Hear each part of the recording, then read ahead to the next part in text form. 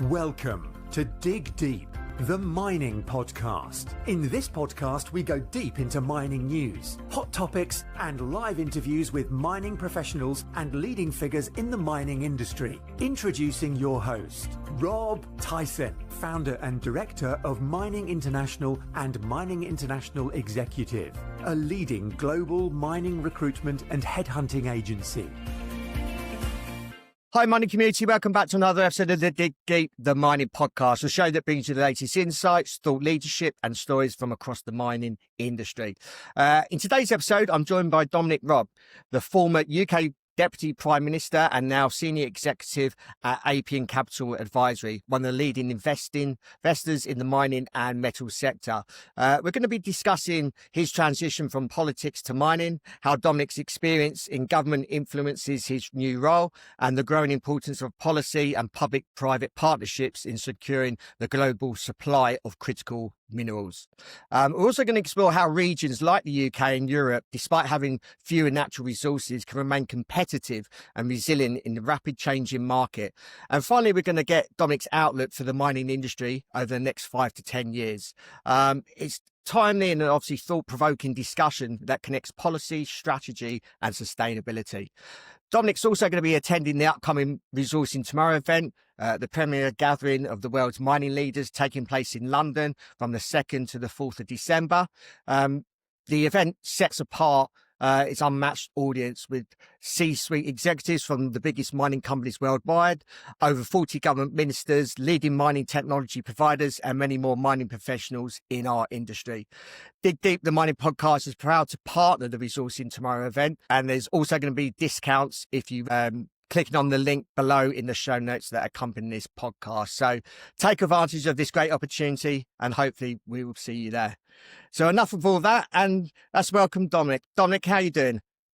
Great to be on the show. Thank you for inviting me on your podcast. Yeah, thank you very much for your time. I know you're a busy person, as we were just saying off air. You're traveling here, there, and everywhere. So, as we always start these podcasts off, just wondering if you just tell us a little bit about yourself. Obviously, you've had a distinguished career in politics before moving into the mining industry. Our audience does actually like this part of the podcast because they get to actually know the guest and maybe say some things that people may not know about you. So I hand it over to you to tell us a little bit about yourself and your career.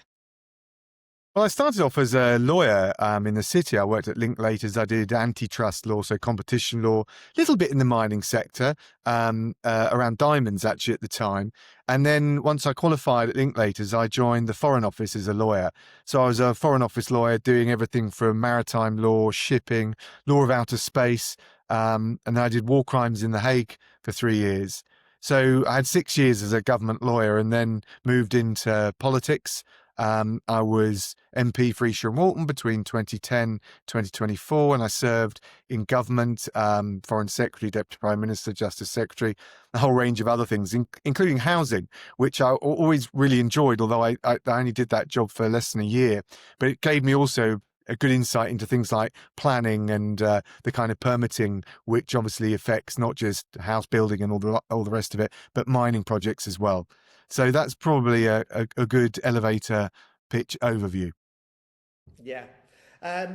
Before we start speaking about mining, I think a question or some questions are asked about obviously what's happening at the moment, your thoughts on the UK government, the way they're handling the economy. I mean, if you're in their position, would you do anything differently? Well, look, I come from a very different party, which has a very different view on the economy. I think there's a dual dilemma at the moment, which is on the one hand, a basic economic dilemma with the budget coming up in the end of November. And the Chancellor is caught a little bit between the imperatives of what the bond markets will do and what the markets will accept, and the political imperatives of their own party, and the promises that they've made. So I think it's very difficult. They'll have to navigate that very carefully.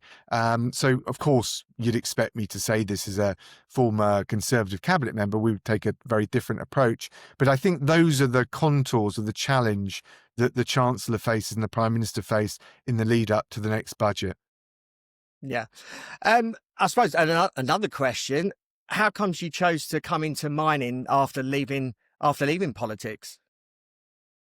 So I really chewed it over for a long time. And effectively what I tried to think of is what's my comparative advantage in terms of experience. I thought it was the foreign policy experience from my wider background in the diplomatic service, as well as being foreign secretary and deputy prime minister. And so I disaggregated the sectors I thought that they may apply to. And then, and so mining was an obvious one, particularly the challenge around critical mineral supply chains with all of the geopolitical dimensions to it. And I got chatting to Michael Sherb, the founder and CEO of Appian Capital. And I tend to take things on based on the mission, the leadership, and then do I feel I can add some value? And I think on all three counts, Appian looked a great fit. And I loved the vision that Michael had for the business and the mission that he'd set Appian Capital, and great privilege to have the chance to join them. Yeah. And I imagine most of our audience know Appian. And I just wonder if you can just give us a snapshot of the business. So Appian Capital is the largest global private capital investor in metals and mining. It's mid-cap, so typically deals of around 400 to 500 million pounds. And its real, I would say, comparative advantage has been delivery. It's an investor builder. So since 2016, it's brought 12 mining projects into production in the sector, which is notoriously inefficient for allocating capital. And that figure is higher than the 5 largest global mining firms put together.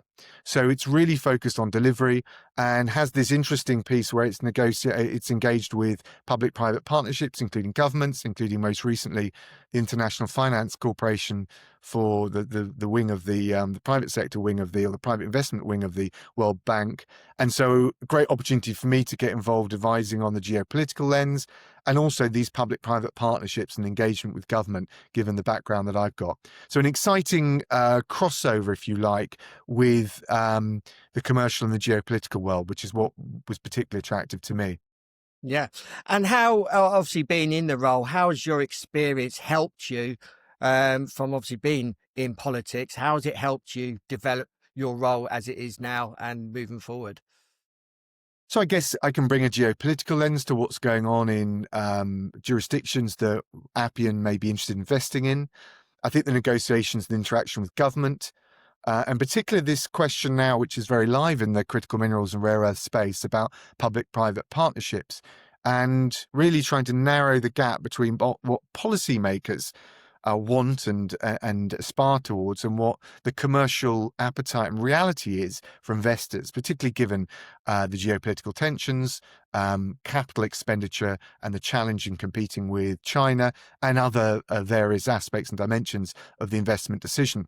But again, we come back, it's that inflection point between policy making and commercial reality, and it's an exciting space to be in. We've obviously recently seen a lot of interventions from international governments into the mining sector and obviously various jurisdictions. Why do you think that's happening now, and why does it matter? So take them in reverse order. Why does it matter? It matters because we all need the cobalt that goes into our smartphone, the lithium going into electric vehicles. If you think of the AI revolution, the data centers need huge amounts of copper. If you think about the green transition, whether it's wind turbines, solar panels, also very thirsty for critical minerals and rare earths. And then there is a defense dimension on top of it. The defense demands, both conventional and the new ones like missile defense and drones, all huge demand, drivers of demand for critical minerals and rare earth. So against that demand, exponential demand, and the huge requirement for extra investment in the mining projects, the extraction, but also the refining and the processing, you've got this very concentrated supply. We're seeing concentration in the market, particularly from China, whether it's 60, 70%, 80%. If you include control over the refining and the processing of those minerals, upwards of 90%. So you've got bottlenecks of supply, and the challenge is, how can we build up alternative supply chains to offset that very concentrated market? So hugely important for national security, for energy demand, for innovation, for the green transition, and yet this bottleneck around supply. So I think that's why it matters and why it's such a growth area for the future. What are the key policy levers government should consider to help obviously build and secure more critical mineral supply. And I suppose that may change between each jurisdiction and each country. But yeah, just wonder what your thoughts are on that. Yeah, it's a good challenge. It does change a bit, but I think the basic elements are the same. There's this capex challenge of investing and attracting long-term patient capital into mining. Mining as a sector is notoriously inefficient at allocating capital, and we've got this concentration of supply and the subsidies and the tools of a command economy that China avails itself of, and it has a concerted strategy over the last 20 years of buying up mines and mining projects. So how do we level the playing field for Western investors? There's been grants, there's been loans. You'll be familiar with the Mountain Pass deal over rare earths in the US, with the Department for War taking an equity stake in return for offering a floor price. So floor prices are something that are actively debated. But all's to say, capital expenditure is one big piece of support that governments need to provide. I think the other thing is permitting. We all want high standards of environmental and social governance, but we also need to bring down the timeframes and increase the certainty, the predictability around permitting, particularly in the big Western jurisdictions. Europe, you mentioned, UK certainly. I remember from housing, the housing portfolio, how challenging it was, but also the US, Canada, Australia. So how can we increase certainty, reduce the time frame, but not cut the corners with ESG? So capital expenditure, permitting. I think there's a really interesting piece around these public-private partnerships. I'm a sort of unabashed free marketeer, so I don't think government should be picking commercial winners. But on the other hand, the marketplace is very much broken or fragmented in this space. So what can governments do? I think they need to choose their investors wisely rather than trying to choose the particular projects. And again, we come back to this piece. Appian Capital is proud to be the best deliverer of mining projects over the last 9 years, with the statistic I mentioned earlier, 12 mining projects brought into production. So we posit ourselves not only as the investor of choice in this sector, but also as the partner of choice for governments. And there are other things that governments can do around the edges. I talk about the foreign policy wrapper. So, for example, if government wants us to invest in mining projects in more risky jurisdictions, let's say a part of Africa, what can they do around diplomatic assurances, potentially development policy around infrastructure, the road, the rail, the port facilities? All of these things can make a difference and can nudge a commercial decision in favour of investment. And those are the sort of 3 or 4 things that I think governments can do. You mentioned obviously private-public partnerships. What are the benefits and merits of having private-public partnerships in the mining sector, and what makes an effective PPP? Advantage is that government can provide some of that seed capital or financial support to de-risk the early part of a project, and that unlocks huge amounts of extra investment. It can be done to strong ESG standards with a mandate that gets the best out of that private sector investment innovation, but also respects high standards of social licensing. Good illustration is the deal that the PPP that Appian has just done with the International Finance Corporation. First time that that World Bank institution has invested in a PE firm that is investing in the mining space. What they get out of it is they can leverage our sourcing capabilities, our in-house team, 100 strong team of metallurgists, engineers, and the like, who do the technical due diligence assessment. So they can lean on that expertise, our ability to attract wider private investment into the space. And in return, we get the additional seed capital, in this case, up to $1 billion, which we invest in a separate managed account. And that allows us to invest more in jurisdictions that we might not previously be willing to do so. And you add that common theme around high ESG standards, and it's a real win-win all round. How do markets like the UK and Europe, with obviously less natural resources, stay relevant and secure their own supply chain? Yeah, it's a good challenge, and both the European Union and the UK are articulating plans and frameworks. There isn't quite as much resource as you might find, for example, certainly not compared to China or even Australia, Canada, the US. But there is some resource. So the question comes back to what's the capital support, seed capital to expedite some of those projects. Permitting is a big issue. And then you've got the willingness for those jurisdictions like the European ones, but Japan's in a not dissimilar position. Are they willing to invest in projects abroad in order to secure the supply chain to support their industrial base? You look at what the US Exim Bank, the Import-Export Finance Bank, is doing in the US, or what the Japanese financial institutions do. And that really means leveraging your ability to finance projects that allow you to friendshore. And my advice to governments tends to be a hub and spoke model. Onshore when you can, yes, that makes sense if you can get the permitting and the capital support right, but friendshore when you must. And I think that's probably important for the European Union. I think if I look at all the plans and the frameworks, you've still got that Henry Kissinger question, which he always used to say of the EC, that who do I call? Who's driving forward these plans? Who do I go to talk to about the capex or the other dimensions of it? But they've got the frameworks in place. It's really a question of moving strategic frameworks to operational delivery of an actual plan. I think that's the difference. That's the gap so far. What do you make of the UK and Europe's policies towards critical minerals? Are they falling behind global competitors, in your opinion? Well, the West is 20 years behind China, so we know that. We suffer in liberal democracies from what I call what Eisenhower labeled the paradox. He said, I think in 1954, he said, I've got urgent problems and serious problems, but the serious problems are never urgent, the urgent problems are never serious. And I think critical minerals for a long time has been suffered from that vulnerability of liberal democracies. So what do we do about it? I think we're on catch up. You see the US taking some pretty groundbreaking decisions, both Mountain Pass, the deal I mentioned, executive orders to expedite permitting, deals with Australia, high trust partner, to collaborate on this friendshoring piece to create the end-to-end supply chains. I think the European jurisdictions need to do more of that. And again, we come back to the basic ingredients: capital support, permitting, PPPs, and the friendshoring piece.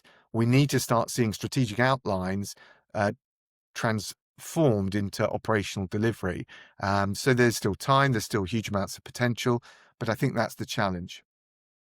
You're going to be speaking at the upcoming Resourcing Tomorrow event, as I mentioned in the introduction, in December. I just want to just give us a flavour of what you're going to be speaking about at the conference. Well, pretty much these themes, and how we're excited about the public-private partnership with the IFC. I think that's a trailblazing example. We think that there's a huge market for more of these public-private partnerships. I've just come back from Australia, so the experience, and I'm just about to go to Washington DC to talk about similar themes. And I thought it was interesting. It's topical, so it's interesting seeing the US and Australia collaborate on everything from geological mapping through to processing, refining, and recycling, which is going to be a big growth area for the mining sector. The commitment, I think, for the first 6 months is something like $3 billion US of seed capital from respective governments to unlock over $50 billion of investment. That's an interesting formula, and there's some projects that they've outlined. So I think there's a good challenge for the UK and Europe. What in these parts do we do to replicate that, or to come up with something with the same level of ambition? So I think those are the sorts of themes. The other area which I think is going to be interesting is the Gulf. The Gulf is a growth area both for the investment and the private capital that they can unleash, but also very keen to go up the value chain. So when we talk about, I think it's one of the themes of the US debate, the Australian debate, and it will be in the European debate. When we talk about the friendshoring piece, how much of the refining and the processing needs to be done in advanced Western jurisdictions with tough permitting rules, with higher energy costs? How much of that should we lean on high trust partners in the Gulf to support? Is it the jobs that matter? or is it the supply chain security? I think there's a tension across a lot of Western jurisdictions about what's the right balance between those two imperatives. I think those are all themes that you can expect to be discussed, debated at Resourcing tomorrow. With everything that's happening in politics and happening in the mining industry, how do you see our industry, I suppose, evolving over the next 5 to 10 years? So one of the things that really excited me about the vision and the ambition that Appian had and Michael Shoeb, our CEO, is that this is really affecting everything, critical minerals and rare earth supply chains. It's a massive growth area. It affects everything from energy to national security. And obviously there's this conundrum, this challenge that we've got because of the concentrated supply and the bottlenecks of supply. But we're going to have to innovate. So I think it's a really exciting space. It's going to be a growth space. I think there are huge opportunities there, but we've got to navigate and try and resolve these underlying problems. And we've got to do it in relatively short order because the OEMs, the original equipment manufacturers, I think are going to struggle otherwise. We're seeing this already with some of the car manufacturers. It was interesting to see Mountain Pass bring in Apple to the deal. So there's, it's quite a complex picture, but if you love a challenge, this is the space to be in. And I really see it as one of the challenges of modern times, along with life sciences, AI, quantum, and all of those sectors. Critical minerals is right there. So it's at the heart of everything. And I think a growth area to be sure, but one with challenges, albeit not insurmountable. So the question is, can we rise to the challenge? Can we make this a race to the top in terms of ESG standards? Can we show that as liberal Western democracies, we've got the wherewithal, the concentration span to stick with this and match the kinds of long-term lens that the Chinese have and others have demonstrated they're capable of. So that's the challenge, but also a very exciting one. Yeah. And lastly, what's the short to medium term outlook for Appian Capital? And if there's anything else you would like to add to our audience who are predominantly people from the mining industry? Look, I think the outlook's bright for Appian. It's a competitive field. We've got no doubt about that. We've got this track record for delivery. We look at about 1,000 projects each year. We invest in maybe 3, 4, 5. So we have a lot of projects on our database, thousands, which haven't made the green light decision for an investment, but which with the right support could. So we engage with the US government, the Australian government. We've been asked for advice about some of these geopolitically interesting jurisdictions, Ukraine, Greenland. And we look forward to working not just with our LPs to continue this excellent track record of delivery of mining projects, but also to work with governments around the world, particularly in the US, I have to say, on these public-private partnerships. So exciting times. Watch the space. Yeah. Dominic, really appreciate your time out, taking the time out, your busy day to conduct this podcast, and hope to see you at Resourcing Tomorrow event in a few weeks' time. Thank you. I look forward to it. No worries. Thank you for listening. Hope you enjoyed that episode. As always, appreciate your continued support. Please keep sharing these episodes far and wide. Again, this is another important episode talking about geopolitics, so it does affect everyone within the mining industry, no matter where you are in the world. So thank you for listening. And until next time, happy mining. Thank you for listening. Remember to reach out to Rob via the show notes and be sure to subscribe and leave a review. Until next time, happy mining, helping each other to improve the mining industry.